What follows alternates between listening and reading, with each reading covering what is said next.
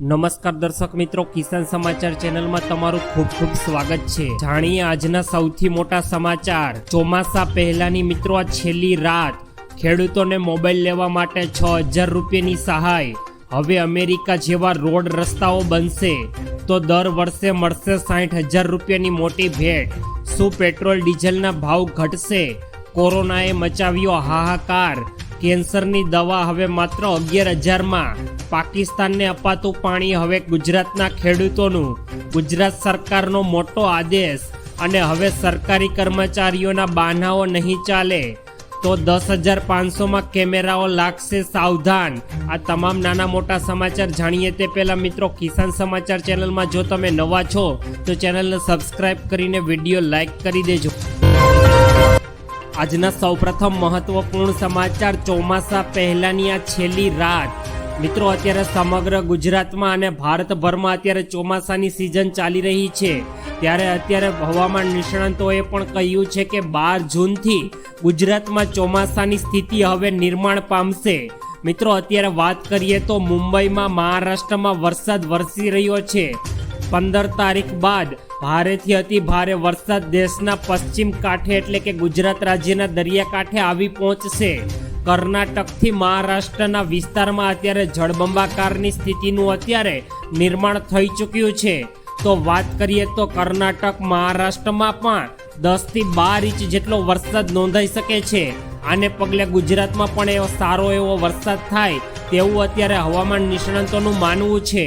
12 જૂનથી ગુજરાતના હવામાનમાં ભારે પલટો આવશે તો 13 થી 15 જૂન સુધીમાં ગુજરાતમાં ચોમાસાની ગતિવિધિઓ તેજ બની જશે।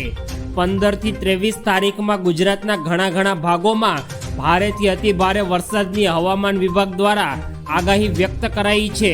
તો ગુજરાતમાં જે પણ વ્યક્તિઓ અત્યારે વરસાદની રાહ જોઈ રહ્યા છે તેઓ ખાસ કરીને તારીખ નોંધી લે। 15 થી 23 તારીખ સુધીમાં ગુજરાતમાં સમગ્ર વિસ્તારોમાં અત્યારે વરસાદનું હવામાન વિભાગ દ્વારા આગાહી વ્યક્ત કરાઈ છે। ત્યારબાદના બીજા મોટા સમાચાર। ખેડૂતોને મોબાઈલ લેવા સરકાર આપશે હવે 6000 રૂપિયા સુધીની સહાય। જો મિત્રો તમે પણ સરકારી યોજનાનો લાભ લેવા માંગો છો અને જો તમે આ મોબાઈલ સહાય યોજનાના 6000 રૂપિયા લેવા માંગતા હો તો ગુજરાત સરકાર દ્વારા અત્યારે એક નવી સ્કીમ ખેડૂતો માટે શરૂ કરવામાં આવી છે, જેમાં સ્માર્ટફોન સહાય યોજના અંતર્ગત હવે 6000 રૂપિયા લેવા સરકાર દ્વારા સહાય આપવામાં આવે છે। જો મિત્રો તમે પણ મોબાઈલ લઈ લીધો હોય અથવા તો લેવાનો હોય, આવા તમામ બંને કેસમાં આ સહાય તમને હજુ પણ મળવાપાત્ર થશે। જ્યારે આ યોજનાનો તમે લાભ લેવા માટે તમારે મિત્રો એક ઓનલાઈન ખેડૂતોની એપ એટલે કે આઈ પોર્ટલ ખેડૂત એપ પર તમારે એક ફોર્મ સબમિટ કરવાનું રહેશે।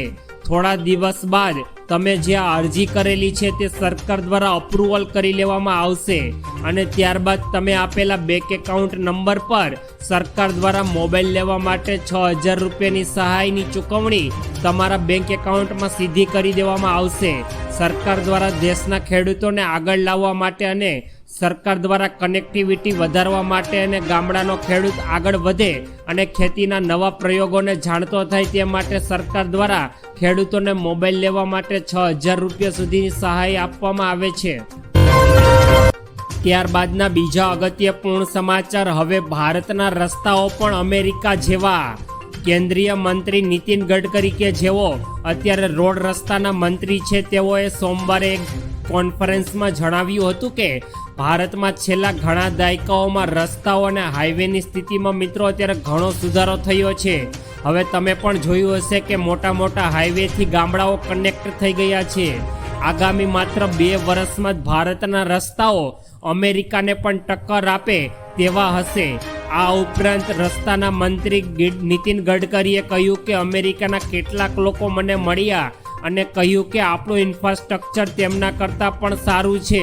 કેન્દ્રીય મંત્રીએ કહ્યું કે તેમની સરકાર દ્વારા જે રોડ રસ્તાઓનું કામ કરવામાં આવેલું છે તે ભારતની લોજિસ્ટિક શક્તિ એટલે કે ઉત્પાદન સેવાઓ અને પરિવહન સંબંધિત તમામ ખર્ચાઓ જે દેશમાં થઈ રહ્યા છે તેમાં ઘટાડો નોંધાયો છે। એટલે કે હવે રોડથી ગામડાઓ સુધી એવી કનેક્ટિવિટી થઈ ગઈ છે કે કોઈ પણ વસ્તુ ગામડેથી સીધી શહેર સુધી પહોંચાવી શકાય છે। આથી લોકોનો જીવન ધોરણમાં સુધારો થયો છે અને આજુબાજુના ગામડાઓ પણ રોડ રસ્તાઓ બનવાથી અત્યારે સ્માર્ટ બન્યા છે। ત્યારબાદના ખૂબ જ મહત્વપૂર્ણ સમાચાર, સરકાર દ્વારા મળશે 60,000 રૂપિયા સુધીની સહાય। સરકાર દ્વારા અત્યારે દેશના તમામ લોકો માટે અટલ પેન્શન યોજના શરૂ કરવામાં આવેલી છે। આ યોજનામાં 18 થી 40 વર્ષની વયના તમામ લોકો કે જેઓ પોતાનું બેંક એકાઉન્ટ ધરાવે છે તેઓ આ યોજનાનો લાભ લઈ શકે છે। આ યોજના એવા લોકો માટે છે કે જેઓ પોતાનો આવકવેરો ચૂકવે છે તથા સરકાર દ્વારા યોગદાન પસંદ કરેલી પેન્શનની રકમ આધારે બદલાતું રહે છે। આ યોજનામાં મિત્રો તમે એકવાર જોડાયા પછી ગ્રાહક દ્વારા જેટલું યોગદાન કરવામાં આવશે તેમને ગ્રાહકને 60 વર્ષની ઉંમર પછી સરકાર દ્વારા તે રકમને આધારે પેન્શનની ચૂકવણી કરવામાં આવશે। જો મિત્રો આને આપણે એક ઉદાહરણ દ્વારા સમજીએ, રોકાણકારે જો 1000 રૂપિયા અથવા 2000, 3000 અથવા 4000 અથવા તો 5000 રૂપિયાની ગેરંટી માસિક સરકાર દ્વારા પેન્શનની ચૂકવણી કરવામાં આવશે। આ માટે પહેલા વ્યક્તિએ 18 થી 40 વર્ષની વય દરમિયાન એક નિશ્ચિત કરેલી બેંક એકાઉન્ટમાં અમાઉન્ટ ફાળવણી કરવી પડશે। ત્યારબાદના ખૂબ જ મહત્વપૂર્ણ સમાચાર, શું પેટ્રોલ ડીઝલના ભાવ ઘટશે? અત્યારે મિત્રો આંતરરાષ્ટ્રીય બજારમાં કાચા તેલના ભાવમાં અત્યારે ભારે વધઘટ ચાલુ છે। પાછલા દિવસોની જો વાત કરીએ તો આજે એટલે કે 11 જૂનના રોજ ક્રૂડ ઓઇલના ભાવમાં જોરદાર ફેરફાર જોવા મળ્યો છે। આ આધાર પર દેશમાં પેટ્રોલ અને ડીઝલના ભાવ ક્રૂડ ઓઇલના રોજના થતા ભાવને આધારે નક્કી કરવામાં આવે છે। જોકે લાંબા સમયથી આંતરરાષ્ટ્રીય તેલના ભાવમાં કોઈ પણ અત્યારે મોટો ફેરફાર થયો નથી અને ક્રૂડ ઓઇલનું બેરલ $68 પર પહોંચ્યું છે। ભવિષ્યમાં પણ પેટ્રોલ અને ડીઝલના ભાવમાં કોઈ પણ મોટો ઘટાડો થાય તેવી અત્યારે કોઈ પણ શક્યતા નથી। જો સરકાર દ્વારા પેટ્રોલ ડીઝલને જીએસટી અંતર્ગત લાવવામાં આવશે તો તમને આવનારા દિવસોમાં પેટ્રોલ અને ડીઝલના ભાવમાં થોડી ઘણી છૂટ જોવા મળી શકે તેમ છે। ત્યારબાદના ખૂબ જ અગત્યપૂર્ણ સમાચાર, કોરોનાએ મચાવ્યો ગુજરાતમાં ભારે હાહાકાર। ગુજરાત રાજ્યમાં કોરોના હવે બેકાબુ બની ગયો છે। છેલ્લા 24 કલાકની વાત કરીએ તો ગુજરાતમાં કોરોનાના અત્યારે સાવ નવા 185 કેસ નોંધાતા ગુજરાતમાં તો મિત્રો અત્યારે કોરોનાનો આંક 1007 પર પહોંચી ગયો છે। આ ખૂબ જ એક ચિંતાજનક વિષય રહેલો છે। અર્થાત છેલ્લા 3 દિવસમાં કોરોનાનો 1000%નો પણ આંક વટાવી દીધો છે। ગુજરાત રાજ્યમાં નોંધાયેલા કુલ કોરોનાના 1007 પૈકીમાં 980 અત્યારે કોરોના પોઝિટિવ જોવા મળ્યા છે, જેમાંથી 32 કોરોના દર્દીઓને હોસ્પિટલમાં અને 948 કોરોના દર્દીઓને હોમ આઇસોલેશન હેઠળ અત્યારે સારવાર આપવામાં આવી રહી છે, જ્યારે 27 કોરોનાના દર્દીઓને આજે ડિસ્ચાર્જ કરી દેવામાં આવ્યા છે। ત્યારબાદના ખૂબ જ ઉપયોગીપૂર્ણ સમાચાર, કેન્સરની દવા હવે મિત્રો સાવ 11,000 રૂપિયામાં। કેન્સર એક જીવલેણ રોગ છે અને તમે પણ તમારી આજુબાજુમાં કેટલાક લોકોને કેન્સરથી મૃત્યુ પામતા જોયા હશે, જેની સારવાર હજુ પણ ખર્ચાળ અને લાંબી છે। પરંતુ હવે કેન્સર જેવા જીવલેણ રોગનો ઈલાજ પણ માત્ર 11,000 રૂપિયામાં શક્ય થઈ ગયો છે।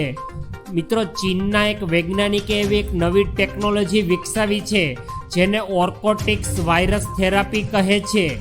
આ ટેકનિકમાં માત્ર ખતરનાક કેન્સરની ગાંઠોને દૂર કરવાની ક્ષમતા ધરાવતી નથી, પરંતુ શરીરની રોગ પ્રતિકારક શક્તિને પણ સક્રિય કરે છે અને અત્યારે તેઓએ આ કોરોનાની નવી દવાની કિંમત 11,000 રૂપિયા રાખી છે, જે ગરીબો માટે મિત્રો એક રાહતના સમાચાર કહી શકાય।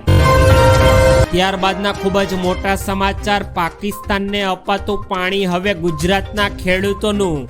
અત્યારે દેશના કૃષિ મંત્રીએ જણાવ્યું છે કે મોદી સરકાર હવે અન્યોને સમાપ્ત કરશે। પાકિસ્તાનને આપવામાં આવતું હવે ભારત પાણી વાપરશે। આ પગલે કૃષિ અને ગ્રામ્ય વિકાસને અત્યારે પાકિસ્તાનના ભાગનું પાણી જો ભારતને મળશે તો અત્યારે ભારત પોતાના કૃષિ ક્ષેત્રે મજબૂતી પ્રાપ્ત કરશે। તેમણે વધુમાં ઉમેર્યું કે ભારત હવે પોતાના જળ સંસાધનો પર સંપૂર્ણ હકથી ખેતી અને પાણી યોજનાઓ માટે તેનો ઉપયોગ કરશે। આ માત્ર નીતિઓમાં ફેરફાર નથી, પરંતુ એક નવા જૂના યુગનો પ્રારંભ થાય છે। મિત્રો, તમે જોયું હશે કે થોડા કેટલા દિવસો બાદ ભારત અને પાકિસ્તાન વચ્ચે આવી મોટી બબાલ જોવા મળી છે।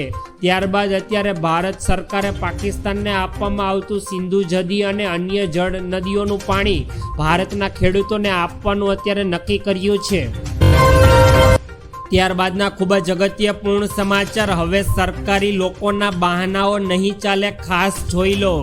સાહેબ અત્યારે મીટિંગમાં છે તેવા અરજદારોને અવનવાર અપાતા જવાબો હવે કોઈ પણ કર્મચારીઓ આપી શકશે નહીં, કારણ કે ગુજરાત સરકારના સામાન્ય વહીવટી વિભાગે સરકારી કચેરીઓમાં યોજવામાં આવતી બેઠકો માટે અલગ અલગ 14 મુદ્દાની એક માર્ગદર્શિકા જાહેર કરી છે। મીટિંગ પહેલા, મીટિંગ દરમિયાન, મીટિંગ પછી શું કરવું જોઈએ તેની જાહેર કરાયેલી 14 મુદ્દાની આ ગાઈડલાઈનમાં જણાવ્યા મુજબ અપવાદરૂપ સંજોગો બાદ કરતા જો કોઈ કિસ્સામાં મીટિંગ 1 કલાકથી વધુ ન ચાલવી જોઈએ।